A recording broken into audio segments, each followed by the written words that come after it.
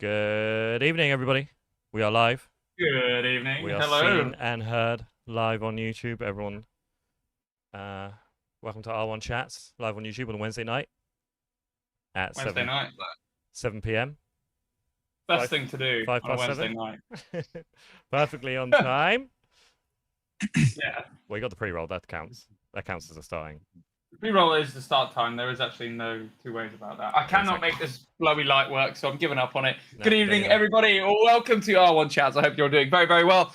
It is Wednesday, the 29th of July. We are nearly in August. Where my God. did the year go? Yeah. I know.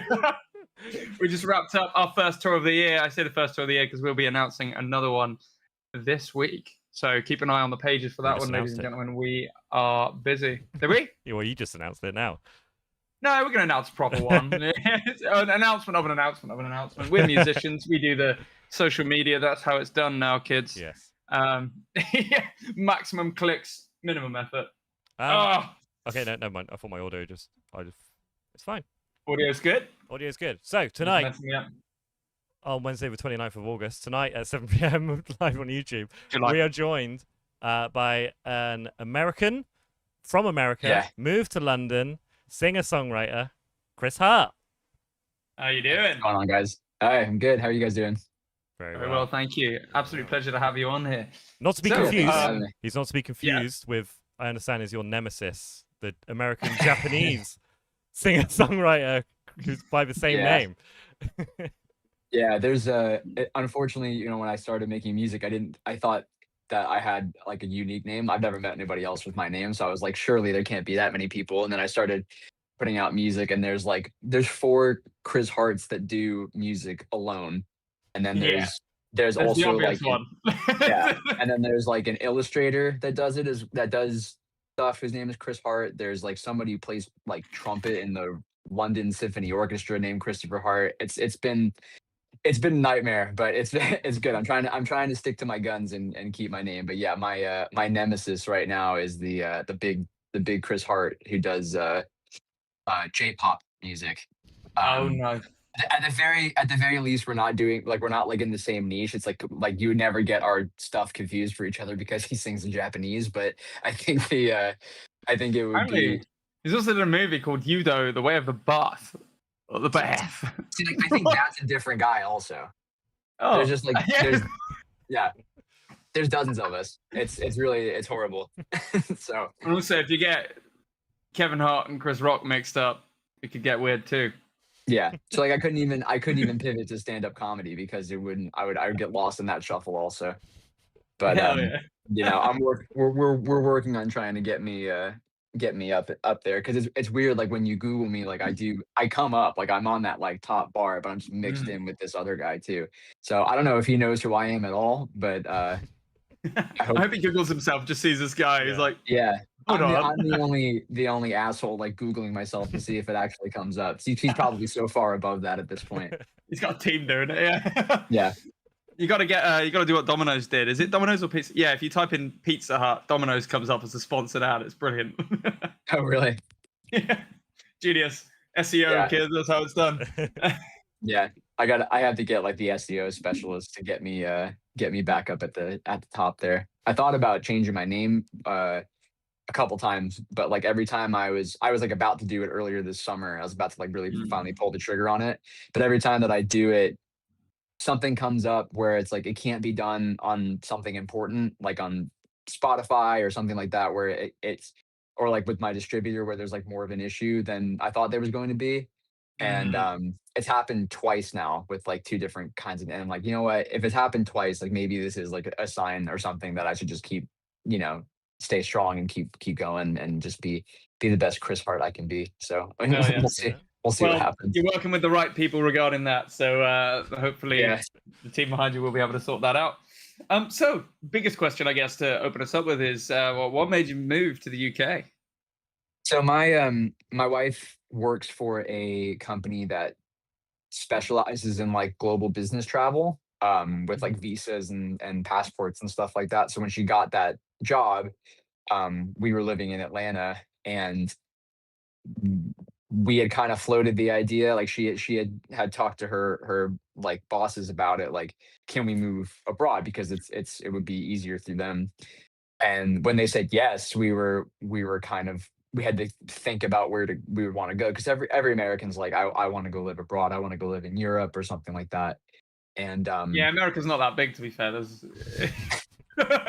well, it's funny because like you can go to a different part of America, it still feels like America, It doesn't, yeah, and yeah. they have the same hangups and the same, the same types of people in each places. Even it's funny, like they are very different cultures, but you'll still run into the same types of people. It's just like a version of that kind of person from that area. Yeah, yeah, yeah. So we wanted to move somewhere to like Europe and being romantic at first, we're like, oh, we should move to Rome or Paris or something like that. But then like with me doing music and my wife, her side gig that she's trying to make her main gig now that we're here, she's a photographer, Nice. and a damn good one at that. So we figured if we're gonna be trying to get gigs and stuff like that, it'd be easy if we already spoke English and didn't have to, learn Exactly. Portuguese or something and try to get the gigs. So we came here in November of 2023, we came to visit and we were here for about a week and just really, really liked it. We were just like scoping around neighborhoods and trying to find places where we might like to live and if we just like the city at all. And then we moved in March 1st, sorry, 1st of March the next year. But yeah, and then yeah, we've just been here and kind of grinding it ever since.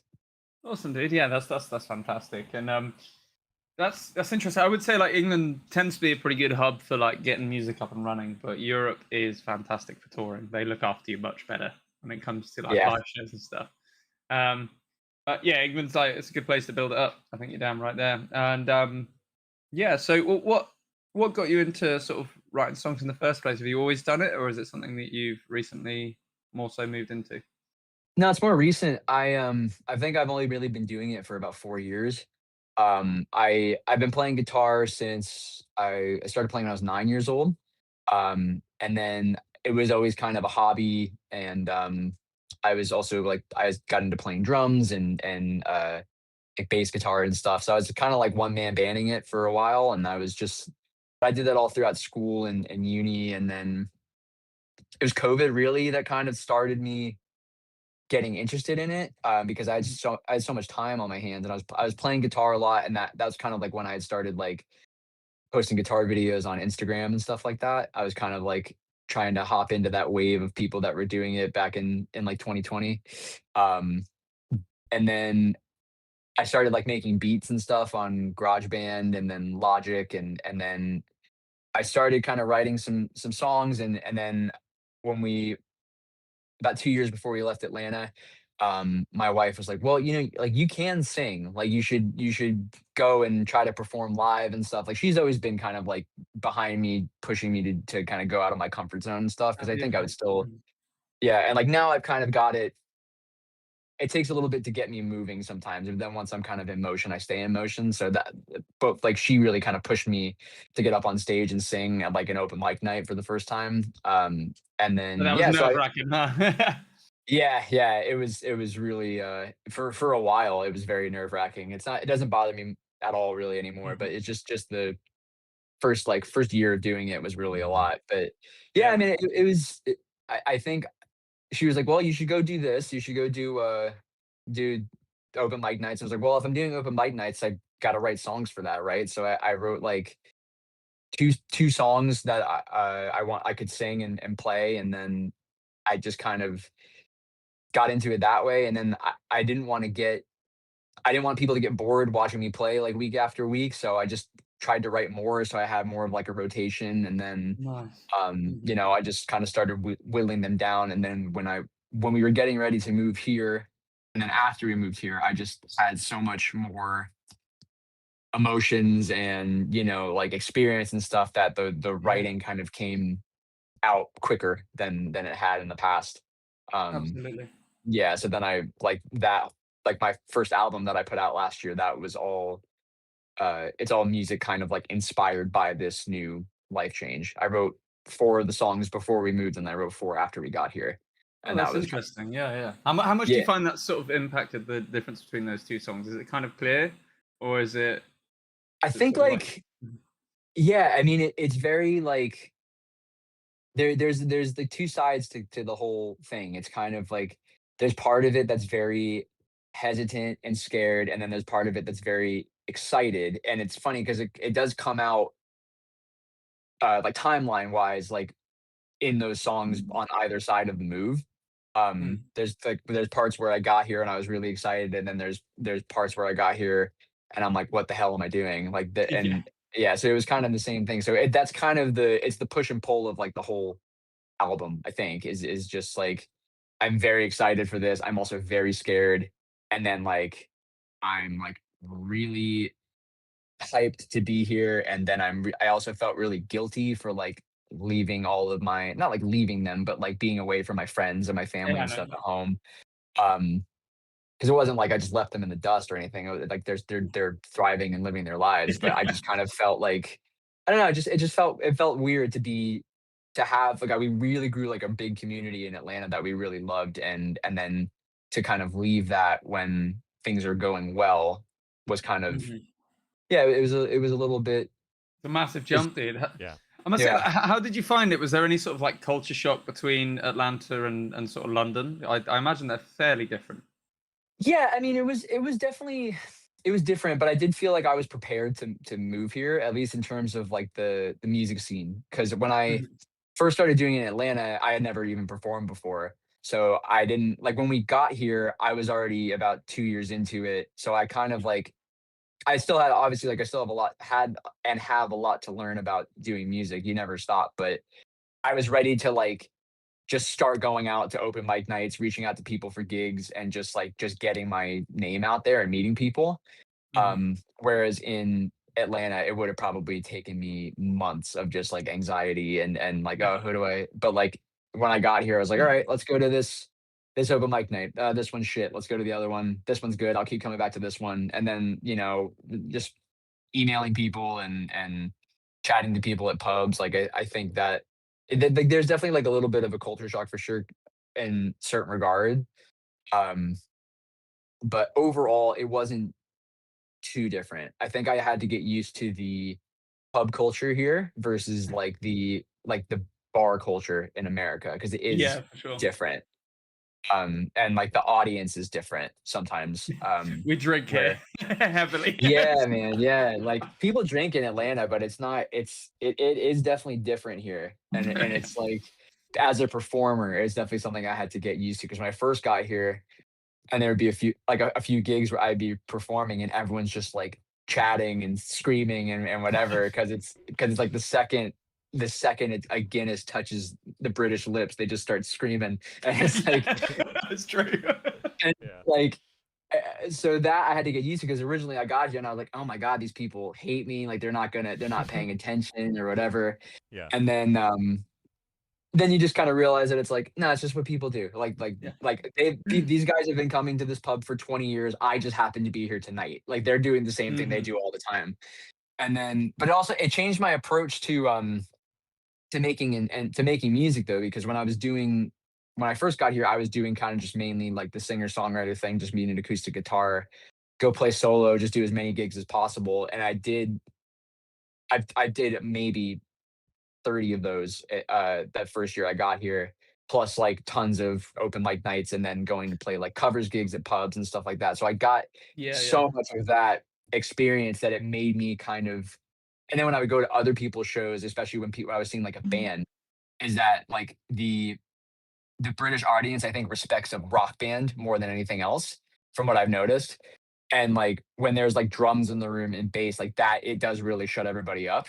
Mhm. And so I started making music. Like all my music has like drums and bass in it, but I wanted to make my kind of aim after I did the album was just like I want I don't want to be ignored. Like and I don't want to do like 30 shows in a year. I'd rather do like 4 shows, make them band shows and make them like events that people don't want to miss and that people want to pay attention to. So like my sound has gotten a lot more like with the stuff I've been working on recently and moving forward has gotten a lot more like rock oriented because That's cool. yeah, because you guys have kind of like instilled that into me. It's like that's what I need to be. And it's not like I don't love that music anyway, but Yeah. it just kind of like made me pivot a little bit. Like I want to be just a little bit heavier, a little bit more like I assertive, I think guess. definitely in the culture around here, it's very much like a lot of the time, if it's an acoustic act or something along those lines, people do treat it as sort of like accompaniment to their night. Whereas the band shows the venue, proper like venue, like gigs, if you will, or like shows, they're very much more like it's centered around that performance a lot more, which is like it's almost like that in between. Well, not even in between, but like a different tangent of like bar and pub culture is then you've got the venue culture, which is kind of hidden underground a little bit in the UK, but there's a really fucking cool network of it. Like it's nuts. Yeah, and a lot of time open mic nights are usually a free night anyway for everyone, so you get not only the other musicians and that there, but you also just get people who are going there for just be like, oh, it's just nice chill, just free music and chill, hang out, don't you? Yeah, I mean, it adds intent, doesn't it? Yeah, and I mean, and it's even just like because I signed up for a bunch of these like showcase night type things where it's like, oh, there's like 4 artists on the lineup, 5 network, artists, right? yeah, and it's just like, but then again, it's like the same type of thing. Like if you're just playing guitar, it's very easy for people to kind of just they'll like buy a ticket to the show, sit right in front, have a beer, and just chat the entire time while you're on stage. And it's it's not just me, like it's everybody that I've seen do it. But I think like even now, like if on the off chance that I do like a solo gig, I have like a guy is the drummer in my band, but he plays cajon, the box drum. And I just bring him with me because even just that, it just separates you so much from something. Yeah, it just separates so much from the rest of it. It's harder to ignore, I guess. We call it the drummer's participation box, the cajon, because our drummer hates them, but we make him do it anyway. We need to give him an egg shaker as well, I think. An egg shaker. I've got an egg shaker ready to fire out the cannon. Yeah, exactly. Yeah, it's so much more awkward than you realize. Yeah, my dude's got the egg shaker in the box, and he's absolutely wizard at it. So really good. That's pretty sick. Nice, dude. Yeah, well, I'll tell you what, it's interesting because we've had sort of almost the opposite journey where obviously coming out of the box, we're a rock band, we're very much like big dramatic performances as much as possible, no matter the size of the venue. But we've also ventured into the acoustic stuff a little bit over the last year, so that we've got that flexibility to do. So, for example, HMV, the record store chain in the UK, will take on small acoustic gigs and stuff like that. So we're looking at doing stuff like that so that when we're on tour with the band, we have something to do in the daytime that hopefully brings people to the show. So what you've got there is you're basically set for that already. You could easily turn up. The trick is that you've now got, I guess, is that you can turn up in a venue and play a full set, or you can be invited to someone's private party or like literally like a student flat and play a show there as well. So it's amazing having that flexibility, dude. That's good. Yeah, no, it's been good. I'm glad that I can do both. And even still, like the music that I'm working on now, like I think that I still want it to be able to be played like unplugged, so to speak. Like when I'm writing, I still am writing on like just acoustic and singing, and then when I just making sure that it translates before I take it forward, I guess. Absolutely. Because I don't want to be, like I don't really want to be limited to what I can play depending on the like the style of the gig. Like I want to be just play what I want to play from my repertoire. That's brilliant. Yeah, and also like if a song works acoustic, it works with a band. Like, yeah, exactly. Simple as that. Like you've got good melodies in there, you've got good structure, all that kind of thing. So that's really cool, man. Callum, I'm going to hand over to you for some of the regular questions. Just before I do that, though, Cheryl says this is the only Chris Hart. So big shout out, Cheryl. Thank you, Cheryl. We love our Cheryl. Yeah, Cheryl's the best. I wanted to quickly go over something. How did you find the difference in the music scene between the US and here? Like when you're doing the open mic nights, is it a completely different setup to what we have here, or is it still like the same old? I mean, in terms of like general setup, I would say it's same old. But I was looking for like the thing about London versus Atlanta, for example, is like Atlanta has like 4 open mic nights, whereas London has like 10 a night, depending on where you are in the city. So there's just so many different like options. So that was kind of like overwhelming to start with. And I was like, prepared for it, I guess, but just it was more so I had to do a lot more research than I thought I was going to do for where I should go. And I just kind of like reached out to people. I would just Google like London musician or singer-songwriter or whatever, and I would find people who I saw like actively performing on Instagram and just reach out to them and be like, hey. I made sure I liked their music first, so I wasn't lying to them and be like, "Hey, your stuff is sick." But I would say like, like, "Hey, like I like your music. I see that you're performing. Where would you recommend to go?" And a lot of people would point me kind of in the right direction. Um, but I think because you have to if you're looking to meet people and kind of like develop and make friends and stuff, you have to go find where the young people are. And there's a lot of open mic nights where it's just geezers and it's just Yeah. like dudes you're like 60 and they're singing blues music and all power to them, but it's just not the people I want. I'm like trying to network with, if that makes sense. Absolutely. Yeah, or it's like the covers versus the original stuff. Like I'm looking for people who are doing like original music, and I want to be friends and go to their shows and have them come to mine and stuff like that. Um, Hmm. but I mean, that being said, it is like that in America too. It's like it's all mixed in. Um, it just kind of depends where you go. And how's It's the? interesting. Go on, Cal. No, you can go on. So I was gonna say it's quite interesting. I was just thinking about like you sort of said that the general vibe is that rock bands seem to command the attention here. We've sort of talked about it a few times, but we do have a feeling pop's been very dominant, and it moves through early 2000s pop all the way up through like I guess pop punk had a bit of a chance as well, but then it moved into sort of like dubstep and a lot of electronic music, and I think it's probably more an industry thing. It's more manageable. It's easier to put that stuff out, one person to deal with rather than five or whatever. So I get that, but we sort of talk about this quite a bit. What's your sort of sense then? You think maybe there's maybe a revival of rock coming up through in the London scene, possibly? I think so. I mean, I think in London, rock bands are always going to be important. Hmm. It's just part of the thing, like the rock and hip hop, like balancing scales of Yeah, London. I think are always going to be pretty equal. Um, but I think, yeah, I think it seems to be going in that direction. I think there's just in the world in general, like more pop music is having more rock influences, and I think it's tend to coming agree with that. off of it's coming off of that like country wave that happens too. Like Yeah, it's people are going from yeah, that like super and not like people still are listening to like hyper pop and like very kind of like shiny pop music. But then there's people like big names like Olivia Rodrigo or like Sam Fender who are doing like pop rock and it's headed that like way, isn't it? It feels yeah, like the and trajectory is heavy, you know. I think Good for us. yeah, like I think like hip hop and pop had that like a real moment in the 2010s, I would say, and like and then I think it's starting that country wave kind of came and is I think it's still popular, but like the pop country thing I think is already kind of going out a little bit. I haven't heard much new like pop country stuff. It does And seem then to be that like, a lot of adverts and things now have guitars in them, which was unheard of sort of like 10, 15 years ago. There wasn't guitars in adverts, guys. yeah, so yeah, so I think so. I hope so. I love rock music. I think it's Yeah, man. gonna it's just gonna be kind of a different version of it, but I don't know, I feel like people are Definitely.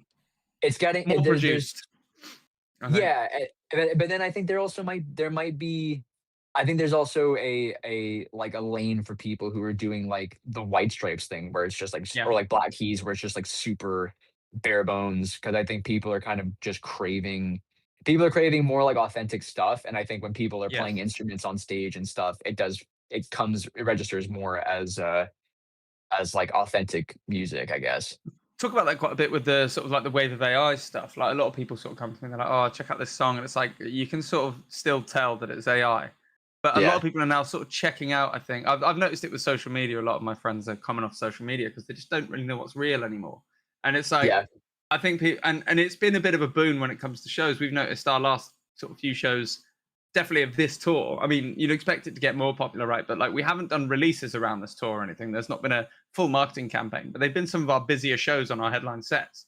And I do think it's down to people coming out willing to take a chance just to hang out with people and feel something real. And I think we're going to see more and more of that. I think rock is where that lives. I think that's the whole Yeah. point of it. That'd be Definitely. definitely. Pretty I fucking think good. I think that there's just something to going to a show and seeing a band, and like it's just very old school type of thing, and Hmm. people are just into that. Like they want to go,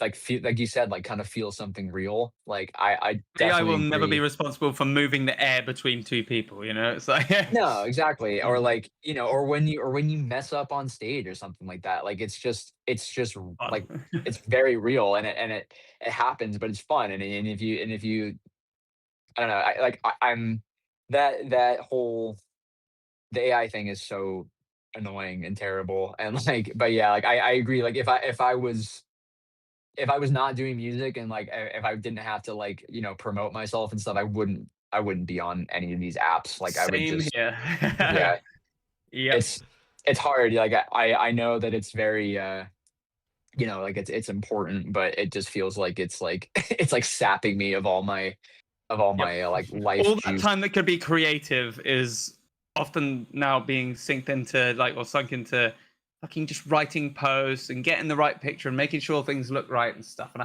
I hate that the industry's so keen on it. I wish they'd look beyond that and just come to a fucking show. Guarantee, I think all of our best connections that we've ever had from this whole game has been they've seen us at a show and they've gone, right, we'd like to do something, or we'd like to work with you, or we'd like to play a gig with you. It's never ever been, oh, your followers look good, or Yeah, that you have a really nice aesthetic on your social media. Like, I get that happens in higher industry and you need it for higher industry, but fuck me, that's where you get a team, isn't it? Like, yeah. I want to do Well, it. Sick of yeah. it. I think like the main thing now is that the I mean, and the AI thing plays into it as well, is that everything in terms of art is like focused on the end goal, because like it's not from at the top, like art isn't treated like art anymore. It's treated as like Yeah, a product for because everything has become like content. I just made yeah, a TikTok video of me just like talking to the camera and ranting about yeah, yeah, this. yeah.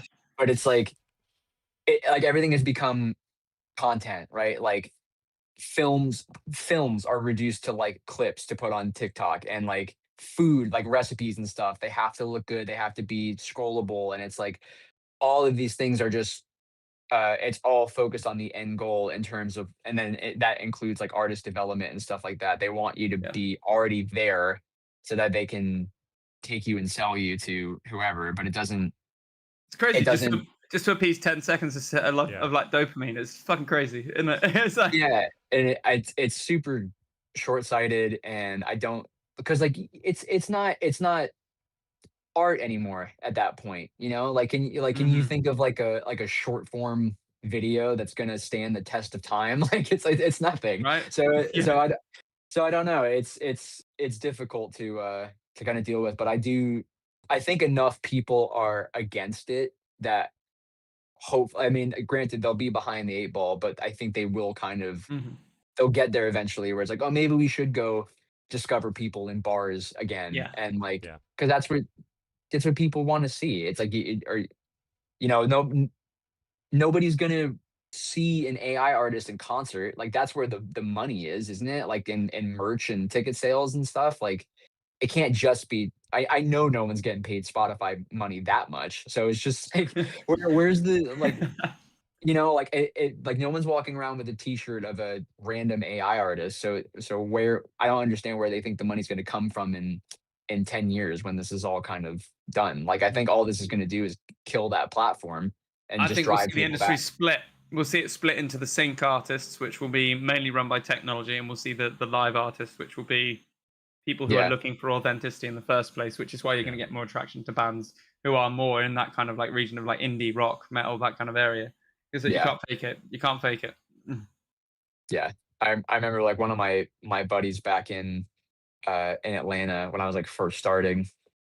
He was like, "Don't worry about Spotify numbers or any of this stuff." He's like, "Just make sure you have a killer live show, Yeah. and everything else will come afterwards. Like just make sure that when people come to see you, it's like worth their money." And so that's what I've been this year, especially with like just trying to play with my band and get the band like super tight. Mhm. That what we've been trying to do. Like I want the weakest link in the band to be like me, essentially, so that you know what I mean. And like I think we're pretty much there. My band's killer now, which is awesome. Nice. That's sick, dude. Yeah, we talk about it quite a bit, actually, the whole sort of like social media game, because like we always sort of have a bit of a joke between us in the van when we're driving to shows and shit. It's always like I get so frustrated at the idea that we're meant to be like the cool rock band, right? We go and do the cool thing where you turn up, you do the rock show, you have some beers, and instead we have to spend like half our time appeasing some fucking nerd in California to make sure his algorithm's happy with us. And I'm like, what's that about?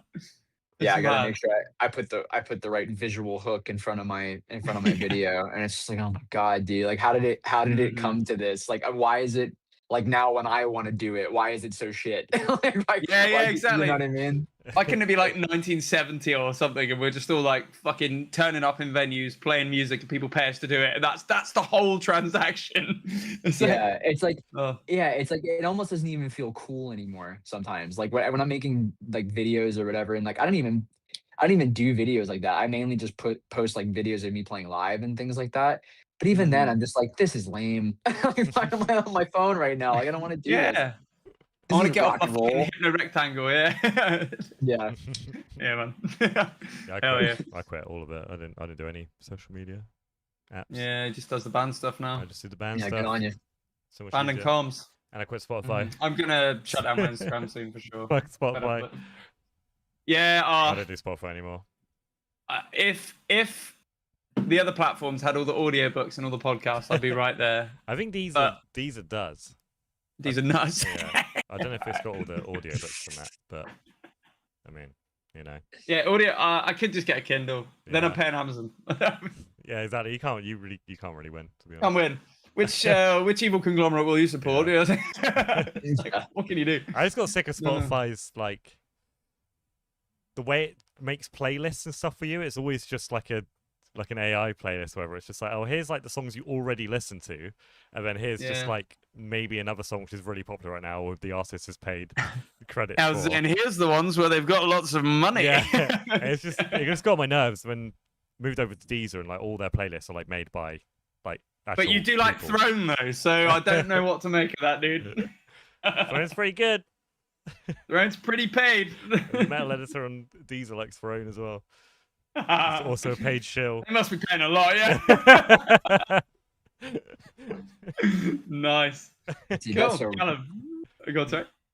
I was gonna say that's so rough too. Is that like all the social media stuff? Like it's become like a pocket industry of like these social media influencer gurus who are like, here's how you grow your music or whatever. It's like you gotta post every day and do all this stuff. Sign up for my course or whatever. And it's like, okay, whatever. And then somebody gets famous overnight, and it's like, okay, well, whose child is this? And it always is somebody's kid. Like it's some like or they paid a bunch of money to do it, and it's like, well, they sold TikTok as like this great equalizer where it's like, oh, anybody can get famous on this app, but then it's like, but also some people, if you pay more and if you pay thousands of dollars, you can actually get famous instead of being hemmed in by the algorithm. It sucks. We've had one that went really viral on Instagram, and it's like it's been shared like hundreds of times and shit, and it's just like it's done nothing for our page. It really has I guess the only thing it does do is get us into people's algorithms maybe more often, but even then we've not seen any big boost from it. We've not seen like a massive influx of followers because it wasn't really relevant to what we do. It's like a comedy guitar sketch 10 seconds long, right? So what does it actually do for us? I don't really know, but I guess it's cool. And it won't exist in 10 years. Only on Instagram, all the other platforms, it's just like any other video we'd put up. Random shit goes well. Guess who's the drummer? It's like 15k views overnight. You're like, well, I guess people got to guess who the drummer was. And like, did anybody listen to my song? No. Great. No. Sorry, that's 5 minutes long. I'm afraid we don't have the attention span for that. And do you think more about it? I'm like, actually, like the social media stuff, while it's necessary, I don't really want to be targeting a whole group of people that don't have attention span for what we consider to be fairly like in-depth music at times. Like we're working on a concept album. It's like, well, the TikTok generation, well, not TikTok generation, that's too generic, right? But like people who are into TikTok and scroll on TikTok are not going to very often translate to listening to a full-length album, like which is how we want to make our music. So it's like Actually, I think the best thing we've done in this band is we've been primarily focused on the live shows. We've been very grassroots. We work with people who work with other bands. We work with people who like just are keen to try putting on a show. We've done that with a bunch of people, and we've ended up with, I think, quite a lot of like local level success in each different town and city that we go to because of that. And hopefully that becomes the main thing over time. It just scales up slower. Yeah, it feels like social media feels like you're sold the dream shortcut through social media, and it's like, but like you said, people are kind of they're falling for the end goal, the end thing, the very last bit. Actually, the process is what people are going to buy into, the story, the band growing with them there at whatever point they join, and that. I think, it's increasingly important. I think you want to be ready when the success actually does come, like to be able to support the. I remember, I'm not going to name any names. So I was at a show for a bigger artist, like a pretty like big time artist in Atlanta, and I was playing bass in a band that was supporting that show, and then there was another guy on the show, and he was like one of those like is like an artist, but his TikTok song got like it was like a super trending style thing, but that was like his only song, and he went up and just performed that song like 5 times. And then that was the show. He didn't have any other music. And I was just like, well, what was the point of taking this guy on tour? Like, it was like, is this guy signed to Sony? Is he such an artistic talent that you bring him on and he and he plays the same song 4 times and that's it? Does like crowd banter? It's they're just seeing him as a money machine, aren't they? That's the problem. I do think hopefully that because what we've basically done, it all comes back to me like the commodification of everything, right? So like everything became cheaper, like in the 90s and 2000s, especially when we were able to offshore everything. Plastic became the main sort of like material to use instead of like real metals and alloys. So everything became cheaper and easier. And I think because of that, we've had the last sort of 20, 30 years of everything should be cheap and easy and the quickest solution possible. And that's what makes the most money. That's what's getting the best margin. But I think we're getting that divide now of people realizing, actually, I don't really like my plastic toy. I kind of want the cuddly toy back. You know what I mean? That I can stitch it back up every few years. Weird analogy, but like, I think I'm really hoping that applies to the music industry where, a nutritious meal means something again rather than a McDonald's. Yeah, I think it will. I have I have hope. There's been enough people, like not just musicians, who are against the whole thing, and it's like I know that there's plenty of people who. The one thing I see with AI stuff is that I do think people are already kind of getting bored of it. Where like the one thing that I've noticed is that right now, and over the past like 6 months or so, it's become like now like the majority of what I see is it's on like Twitter or Threads or whatever. Somebody will post something AI, and the top rated comment under it is like, "This sucks." And then then also like the only people who I see in my real life who are using AI besides things for like, like I understand it for business reasons or like, summarizing data, stuff like that, like what it's made for. But the only people who I see actually using it to make things are now like Facebook moms, like my aunt and uncle on Facebook are like animating their profile picture. And I feel like when it's, and it's like that's not cool. when we're, and that's not cool. Like, and I think thank God for the boomers. Yeah, well, that's the thing. Like when it gets to Facebook, it's not cool anymore, and it's like, especially to the the 50 to 70-year-olds, like they're not. No offense, but they're not cool. They're not hip. So it's like if it's there, it's not cool anymore, and I think it's gonna go. People are gonna get bored of it. Like that's another reason why with the AI music with like Suno and stuff like that, it's they say like it takes away. The CEO said it takes away like the barrier to entry to making music, but there is no barrier to entry to making music. You can clap your hands and sing and hum and whatever, and that's completely free, and that's making music. Like that's been music for hundreds of years. But also, don't remove the barrier to entry. Remain in the instance that we have hard fucking work is what gets you there. Like it's so annoying. Well, and but the thing is that they're not removing the barrier to entry to making music. They're removing the barrier to making money from making music. They're trying to shortcut the 20 years you have to put in to make yourself good at anything so that people will pay to see it. They want to skirt that whole thing, but they're missing the point where people connect to it and they're just seeing it as the product.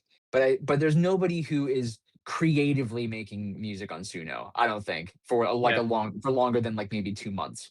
Because it's essentially you're typing in and you press enter. It's like sending an email. You don't get emotionally attached to that enough to want to do it for years and years and years, unless the only thing you're trying to do is make money from it. So I don't think it's going to be like a huge influx of people. I also think the people who are in the music industry who are like proponents of it are people who are not creative anymore. Like Timbaland, for example, was like really big on it, and he was like used to be the biggest producer in the world, really creative, like identifiable style, and now he's like, oh, I'm hiring like an AI artist. It's like, well, you're not, because you're not being creative anymore, right? You've gotten past the point. All you're doing is money stuff, and it's like, crazy that producers became the rock stars as well. I respect producers so heavily for their knowledge and their ability to pass out a good song from what like an artist will come up with, but the artist should be the center of that always. Yeah, I mean, it's just, and it's the same thing. Like I remember somebody was saying like, oh yeah, all the Nashville guys are using Suno in the studio, and it's like, yeah, we can tell. Like that's what that music sounds like. You know what I mean? Like all that music sounds the same. And there's some that's, like there's obviously there's plenty of like country music artists that are doing really well that make interesting music, like Casey Musgraves or like Zach Bryan or whatever. Like you can tell that they're writing this music. But then there's some where it's like you can tell this was written by either 20 people in a room, like written by committee, or written by AI. Like it's so easy to tell, and it's just the what is it? Like music and art, but music especially has become very passive. It's everywhere, right? Like you can't go anywhere without music being played on Spotify or whatever. And it's become like, when back, hundreds of years ago, the only place you could hear music was like in church, and you would have to walk. Like these people would walk and a mile. They respected it as well. They built those buildings to have perfect resonance as much as possible, so the voice would travel as far. Like all the shapes of churches and things, it's all to do with acoustics. It's absolutely nuts. Yeah, and it was really cared about that. Yeah, and it was like you would go and you would seek it out, because that's the only way you could hear it, and it was like a special part of your life. But now it's not special anymore. It is just part of the background. And it's the same thing with performing it in pubs and stuff like that. It is, you're no different than the music coming over the speaker, and there's always music over the speaker. So it's just, it's not something that a lot of people, unless you're in music or you're really into it, people don't really stop and think about it. And I think that's another thing. It's become so, same thing where how you can watch clips of movies on TikTok, and totally the fact that you've essentially watched an entire film on your phone. Yeah. You've seen the main points, but you've not been in the journey, and and I've been trying to watch more movies like in the cinema, just to get that experience again, because it's so easy to just stay home, pop it on, scroll on your phone. Like you have to actively disconnect from that stuff, or it's so easy to get wrapped up into it. It's crazy that it's become such like an active decision you have to make as well. It used to just be, like, what was it? When did the first phone, 20 years ago, the first smartphone came out, something like that? Yeah, it would have been. Yeah. Before that point in time, every other human being didn't have that option. It's just fucking mental. Yeah, like, and now, like, quite literally, your whole life is phone, right? Like your communications, your navigation, your music, your email. Like if you go out without your phone, it's like, oh shit, I'm in the wilderness. Like you could be in the middle of Soho, and it's like I have no idea what's going on right now. So it's become use the moon and the sun. To chart a course with my my astrolabe, and it's like, but it's like you have to opt out of it instead of opting into it now. But it's like GDPR gone wrong. Like but people are doing it. People are really trying to actively get out of that rut. So absolutely. I think I'm hopeful for it. I think enough people will get away from it, that even if it's like an underground industry, I'd like live music and stuff is not going to go away. Yeah, absolutely. Especially with like rock and metal, because rock and metal is almost all about the counterculture kind of thing. So I think what better way to counter it than well, these heavier sounds, like more distorted sounds, tend to do better when people are on hardship, and luckily our government is absolutely crushing this country right now. So that does mean rock music, punk music, metal music is gonna do well. So yeah, fantastic. Yeah, I think so. I think we'll be okay. I'm usually a bit of a pessimist, but I think things are going to be all right. I've become weirdly optimistic about music as a general concept because like I'm from more of an academic background when I was younger and everything. Like you know, I was always pushed in the direction of like doing maths and computing and stuff like that, and I'm pretty good at it. So I've done a lot of that. I've done networking and stuff like that. But also, I ended up bailing on that in sixth form and going into music fully.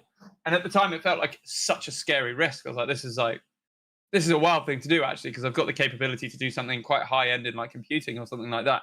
But moving into music now, to me, feels like the safer option. Those like white collar jobs are disappearing because of AI, as they should. Yeah. They're monotonous and boring, and all the data analysis I would do and everything is so tedious. Every day I'd exchange that for like spending time working on music. And it's kind of like, now I'm sort of the belief that actually music's probably the secure one. Like that's the one thing an AI can't do is perform live to an audience and create a genuine human experience. And that's what people are going to the show for in the first place. That's the unique selling point, is that those people want to go and have that human connection with the live performance. So it's like, actually, we played a blinder, boys. We actually played a blinder here. It's pretty good. Yeah. We'll still have something to do when everyone's sat at home. Yeah. Yeah, I think so. I hope so. Fingers crossed. Yeah, that's my like optimistic view of the future. The other one's rough. We'll ignore that one. You know, things are bad when it feels like the lucrative, good thing to do is to be a musician. Right? Yeah. Starving artist. I'll be the only one with fucking dinner on my plate, sunshine. Yeah. Yeah. Laugh at all your unemployed friends who aren't doing music. Yeah, we could always go back to the model that was removed from us. We could always go back to like put some fucking apple trees on the side of the road or something, and we could all just eat apples for free. That'd be fucking cool, wouldn't it? Remember those? I haven't seen one of those in a long time. No, you know, springs. We had springs. We could get free water. It's crazy. Yeah. Where's all that gone? I don't know. Who knows? Yeah, that'd be nice. I mean, it is difficult, isn't it? Because like, where do we head when like such a large percentage of these daily jobs are going to be automated? I'm guilty of automating jobs all the time. Like that's what I do in my day job. A lot of the time is I work alongside developers and I do a lot of like automations myself and stuff. What are people going to do? Well, like, how's it going to work? We're not going to be able to charge as much as we're charging for things because there just simply won't be the currency flow through the system. So I do hope that we move back to like, I looked at like victory gardens as a concept, like World War II, that everyone would have a garden where they could grow all their own vegetables. And it is like, it's a stack, basically. It's a tiny little area. You don't need much room for it, but you could grow all your vegetables in there and it'd keep you fed. And you just had to go to the butcher for meat. Yeah. What's wrong with that? Bring it back. I hate Tesco. You've been to the Lidl's? It fucking sucks. Some guy's got a chainsaw over his shoulder, then this guy's buying like raw milk. I don't know what's going on. Yeah, Tesco is uniquely depressing, I will say, moving here. Corporate wasteland. Yeah. You can't even buy guns. Like Walmart, right? I've been to a Walmart and it was the crazy. You've probably heard this one a lot, but it is fucking insane to us little Brits. Like they took our guns away in '97. So you can walk into Walmart and I'm like, straight away there's the deli counter. I'm heading straight there because Walmart does pretty nice little potato wedges. They're super tasty. I'm going to get some of those. Right next to that is the gun counter. And I'm like, yeah, that's pretty different. Anyway, I'm going to get a Game Boy Advance game now, which is next to that. Is that okay? Yeah. Sure. Fuck it. I quite enjoyed that as an experience. Yeah. I'll go to the TV section, which is next to the furniture, which is next to the clothes. Which is like they built a city in there. Yeah, so IKEA blew our fucking minds when it arrived in the UK. IKEA is mind-blowing here. If they've not been to Walmart, they don't know what they're missing, dude. It's crazy.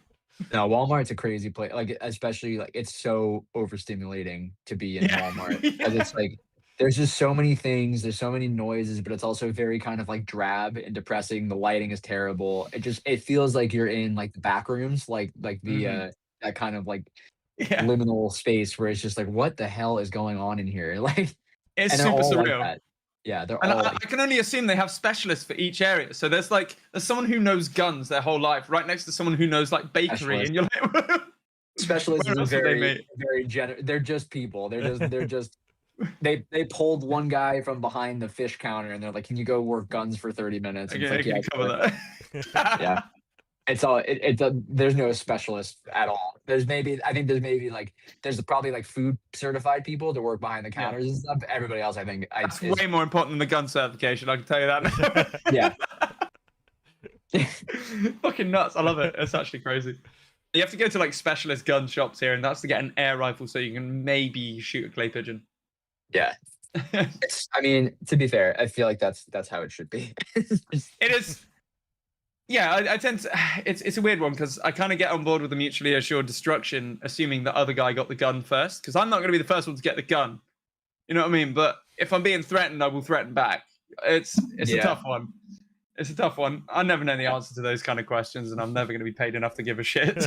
Yeah, I mean, yeah, that's a whole can of worms. I'm definitely of the liberal mindset. I think they should not be anywhere. So it's just like it'd be a lot less complicated if nobody could get them. So I think it works in the UK because we're small and we're managed. I think in America, the size of it makes it probably very difficult. I assume. Yeah, and also like Americans are in our bones like anti-authoritarian. Like they're like even the people who are like the most Republican, like I worship Donald Trump type of people. If you tell them what to do, even if the government tells them what to do, they'll be like, I'm not doing that. So if you, it's just part of the culture. So man, come back to the motherland. We need you guys. I'm here, man. Need that. I'm here. It's one American at a time. Hell yeah, bring them all. Yeah. Help us with the speed camera situation. It's not good. Yeah. What the fuck's a ULEZ zone? What's that? Get that gone. Oh, dude, it's funny as fuck. Yes.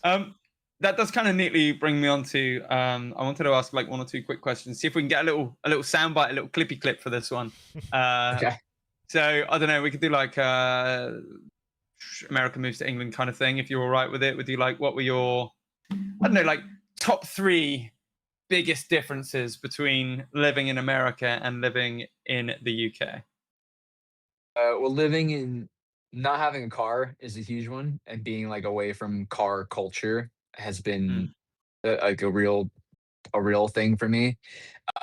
Having to like, all my gigs and stuff, I have to lug all my shit on my back, and like I'm in a function band, so like that's like one of the things I do to make money, and I don't have a car yet. I'm working on getting my license now, but if I have to go to Portsmouth or something, like I have to walk to the train in my suit, walk to the underground, go to Victoria or Waterloo, and take the train and like pre-plan that stuff, and have somebody pick me up at the station and bring me to the venue. And if I can't get a ride home, I have to get a hotel overnight. So it's like part of it's great. I feel like I'm a lot more active than I used to be, and I love being out and about.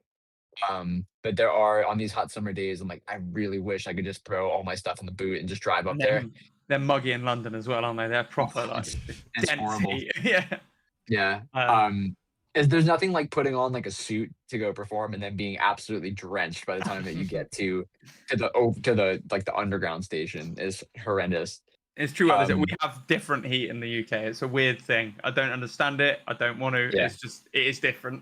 It is. I read someone compare it to the heat that comes off of the back of a bus. Yeah. That's absolutely so accurate. Like every time you step outside, it's like, ugh. It's muggy, oppressive heat.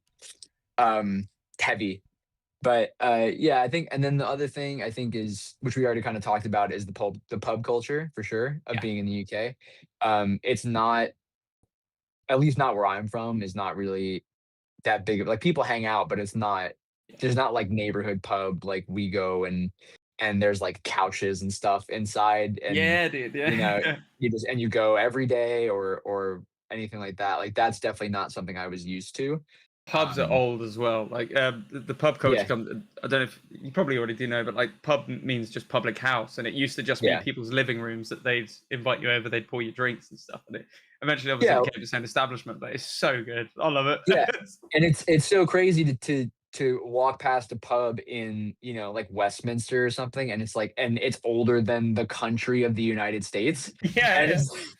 I think most pubs are at this point. It's only a little baby country, isn't it? Yeah, exactly. Or at least like, you know, the established, like the United States of America. Like there's so many pubs from the 1600s. Like I live in Wapping by Tower Hill, and there's a pub on the other side of the neighborhood, the Prospect of Whitby, that is like the oldest. It's like one of the oldest pubs in London, or it's like the oldest oldest like riverside pub or something in London, and they have a list of all the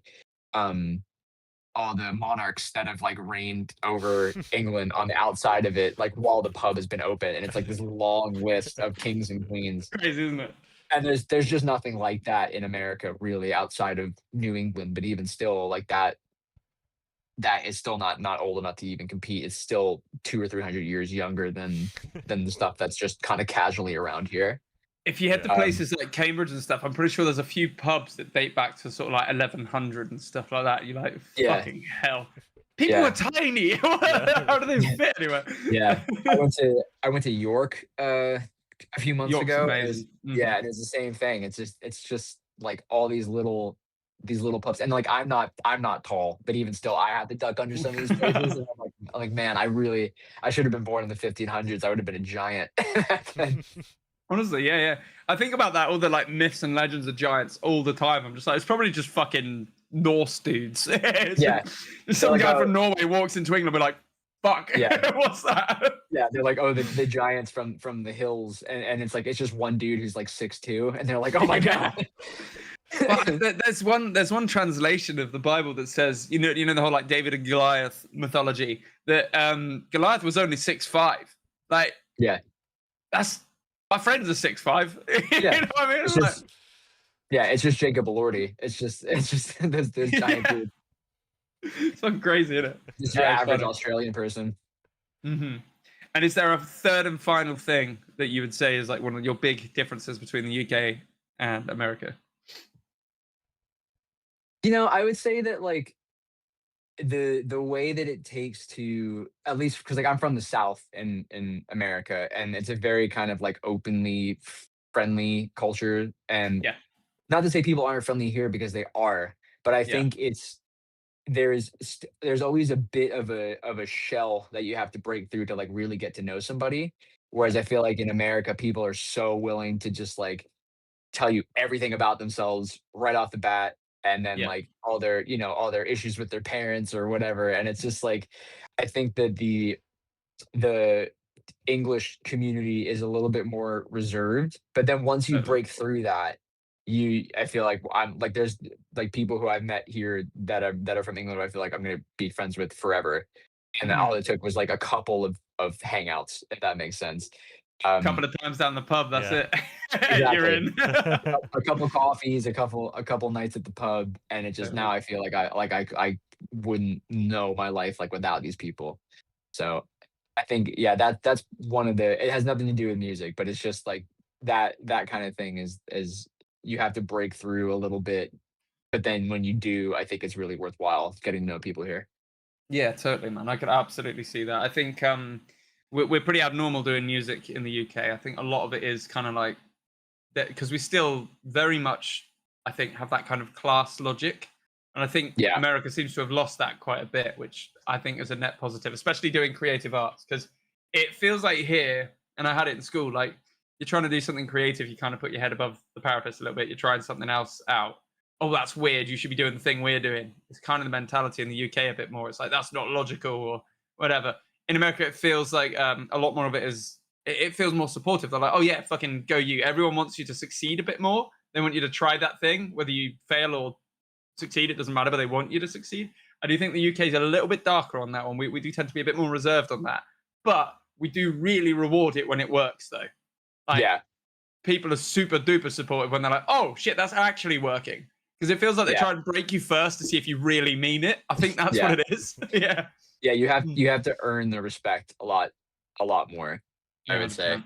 because I feel like even in America, like you would go to open mic nights or something like that, and and I'm sure this has happened on my end as well, where like somebody would perform, and in your head you're like, this isn't very good, and then right like they get off stage, and then people are like, oh my god, that was so amazing, you're so good, and then like and again like I'm sure this is like someone has probably thought that of me as well, and I've gotten the same thing, but here I feel like if you get off, even if you burn the house down, the best you're gonna get is like, yeah, well done. Yeah. Like, Oh, nice one, mate. yeah, nice one. Yeah, it was good. Or like that was good actually. It's like, Yeah, it's always the actually, isn't it? It's like, yeah, fuck you. yeah. They just expect that it's gonna be shit. Yeah. But yeah, so I think that's another thing. Like it's hard to get people to just give you an inch here. But then once you get it, I think it's good. Like getting a Yeah. genuine like wow, like whoa from an English person is like a huge I would say a big like bolster to your confidence. I think we need to get you on some of the rock circuit, dude, because like I will say we're very fortunate with our fans. We do have the most supportive like group and culture around us. There's a few different groups. There's like the new wave of classic rock. That's a bit of a movement in the UK. There's a group that we're in called Fear of the Duck. Those guys are fucking amazing. I don't know where it started, but they all have little ducks and things, and there's like duck t-shirt. There's a general theme of ducks. I don't understand it at all, but I get it and don't get it. You know, it's like I want to be involved because it's just funny. There's just ducks everywhere. But those guys will turn up to every rock show ever. Like there's a little community of them that are like always messaging each other like, oh, you go to the show, and it's all the bands that are like a few thousand follows online kind of thing that they want to go and support and check them out because they want to be the first there. I think they want to be the first to check them out and see what's up and coming. And these guys are sick, man. It's worth getting involved with that kind of thing because the support from those kind of cultures and groups, I think, outweighs anything that the UK has to offer otherwise, for sure. Yeah, definitely. Nice. I'll check. Yeah, man. Yeah. What are you doing in terms of? I'm kind of aware we're a little bit over, but I'll just quickly ask you, like, have you got any tours, releases planned coming up? No tours. I have a festival that I'm in September that I'm doing, and then I have like another show or two in November. I'm trying not to go crazy with shows. Next year though, I'll probably try to set something up. I have some releases coming out. I have a song coming out on the 21st of August. It's called "Gone Tonight," and it's about like my experience, kind of like as a full-time musician, where like being out late and doing these like gigs on my own, or even just like pub gigs, weddings, where like I'm walking through London at 2 a.m. and I'm like kind of like the only person around sometimes, and kind of that feeling. I've had a lot of that last year, so that's kind of like affected my songwriting a little bit. And it's just kind of like about how I would rather just be home with my wife and hanging out. And sometimes, I do this stuff because I love it, but sometimes it would be nice to just have a 9 to 5. No, it's totally that. Yeah. Except when you get the 9 to 5, dude, I tell you, you fucking think the complete opposite at all times. Exactly. It's horrible. Yeah. But yeah, so I have that, and then I have a few more singles that I have. I'll probably be another 2 or 3 by the end of the year. Nice. And then I might parlay that into an album or something next year, maybe. I'm not really sure. I'm kind of doing just singles now for the rest of the year, and then if anything cool pops up, then I'll do something like that too. Cool, man. Well, let's get you on a show next year, dude. Let's do a gig swap or something if you fancy it. Yeah, dude, absolutely. Nice, man. Yeah, we talk quite a bit. We tend to avoid London a lot of times, but we're happy to get inside the M25 as long as we know the people we're working with. We've had a few of those dodgy promotion companies who do the minimum 10, minimum 15, whatever it's going to be. They're a load of shit, all of them. Never work with them if you can help it. That's the showcase lot. Yeah, this year I've been pretty primarily booking my own shows, which has been because I did a ton of them last year with some promoters that are fine and some that are good, but so many that are shit. And it's another thing, like you just have to weed out the bad ones the same way you weed out the open mic nights with all the old people. And it's just you have to just kind of. It's one of those things, isn't it? It's like it shouldn't be fucking nerds on iPads doing that shit. It should be people who love music booking those shows, not like someone in an office who's never going to even attend the show. It should be like you're responsible for that show. promoter, so be there and like show us that you care and help sell the tickets. We worked with a fantastic promoter in Wales recently, and a few of the bands as well. Actually, on this lineup was our first show in Cardiff, and they all turned up. I said, look, lads, tickets they're all right, but they're a bit low. We're going to bring up 500 flyers. How do you guys feel about an afternoon just wandering around Cardiff, just giving out flyers? And we over doubled the ticket sales by doing that, just hanging out with the promoter and the bands and just making a bit of a scene, like a bit of a culture around it, giving out these flyers. It was like, we got to see the city as well. You know what I mean? Like, it's one of the things you didn't really get to do often when you're touring, is you don't really see where you're going. You kind of see the inside of the venue and often the inside of the toilet cubicle, and that's about it. And the McDonald's. And whatever takeaway. So that was fantastic. But I do, again, that grassroots scene is there. It's just hard to spot, I think, straight away.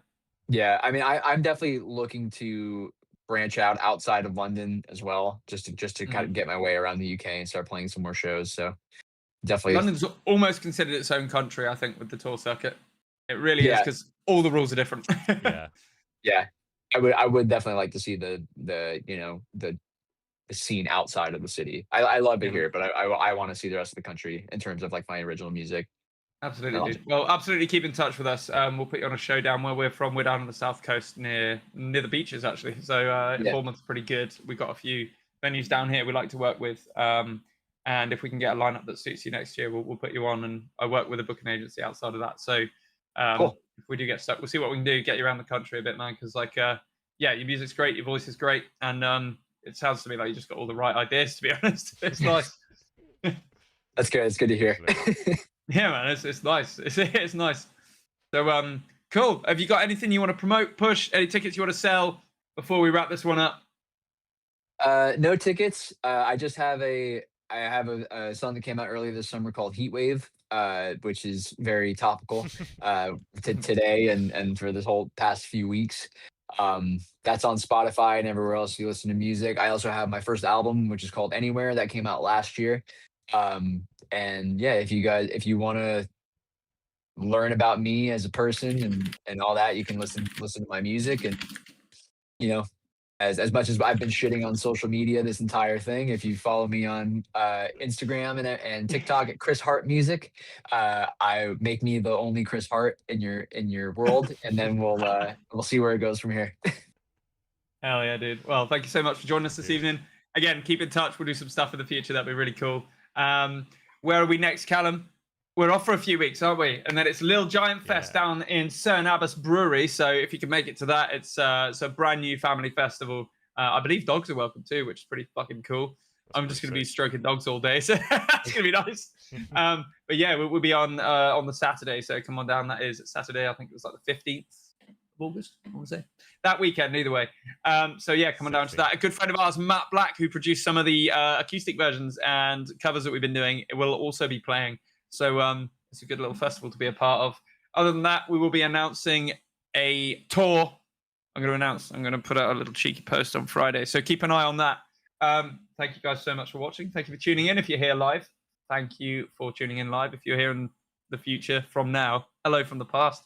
Cheers. Thank you very much. Good night. Boom. Thank you. Good night. Bye. Thank you. Hang on. Clicking buttons. Clicking the button.